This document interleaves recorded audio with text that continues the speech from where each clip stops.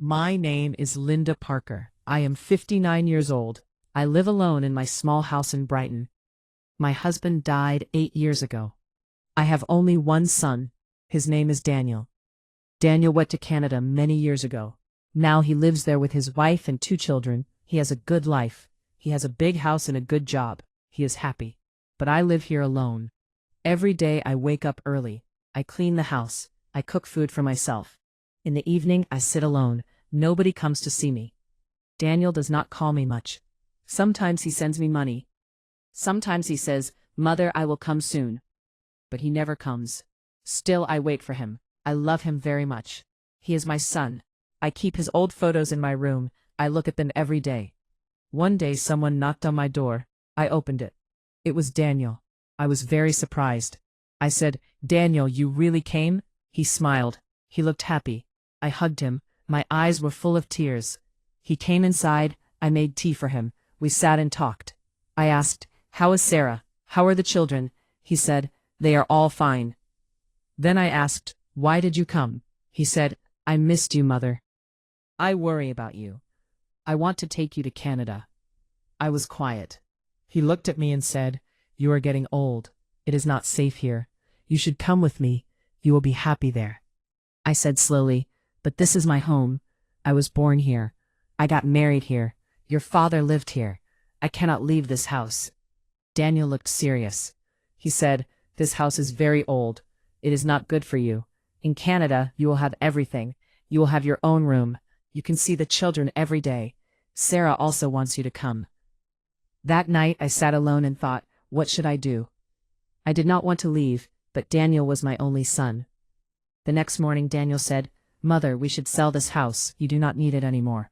You will live with us. You can use the money for your new life." I looked at him. He smiled.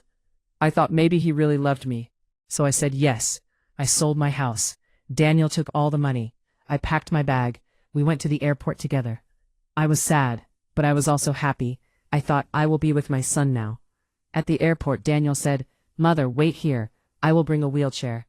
The way is too long. You cannot walk so far." "I will be back in 5 minutes." I said, "Okay." I sat on a chair.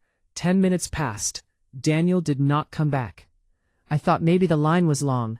I waited. 30 minutes passed. Still, he did not come. I felt scared. I looked at the big door again and again, but Daniel was gone. Now it had been 45 minutes. I was still sitting there. I looked at every face, but none was my son. I told myself, Daniel cannot leave me. He is my son. 1 hour passed. My heart began to beat fast. Just then, a police officer saw me. He walked toward me and said, "Ma'am, are you waiting for someone?" I said, "Yes, my son. He is bringing a wheelchair for me. We are going to Canada." The officer asked, "Do you have his photo?" I took out Daniel's picture from my bag. I also showed my ticket. The officer nodded. He said, "Please wait here. I will check inside." I said, "Thank you." I waited again. After a long time, the officer came back. His face was serious. He sat next to me. He said softly, "Ma'am, I am sorry. Your son has boarded the flight. He has gone. The plane has already taken off." He did not take a wheelchair. He went alone. I froze. My heart stopped for a moment. I said very slowly, "No, that is not true. My son Daniel loves me. He said he will take me with him." The officer said, "I saw everything. He gave his passport. He entered a plane alone." Tears came to my eyes. My heart broke. I cried and cried. The officer's eyes also became wet.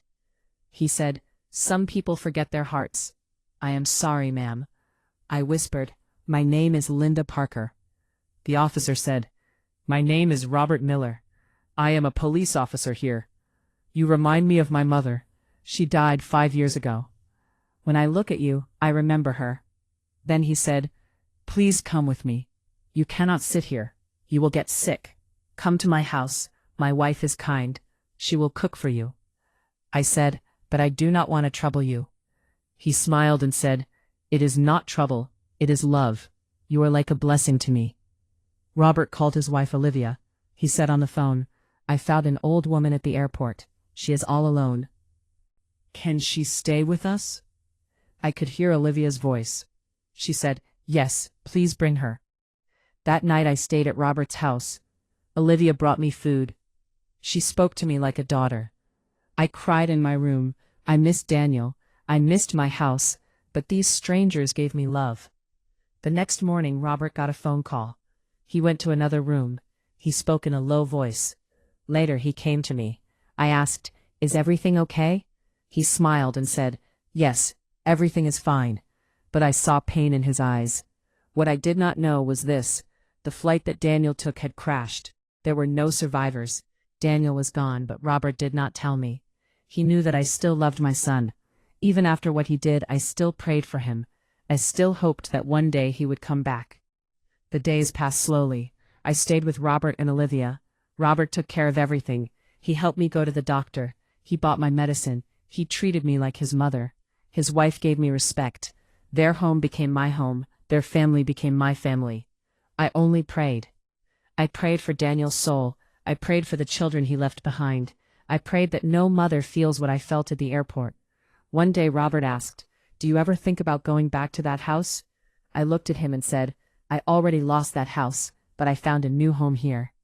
Daniel was gone, but I got the son I truly deserved. I feel grateful. What would you do if you were in Linda's place? Tell me in the comments below. If you like this story, please like, comment, share, and subscribe.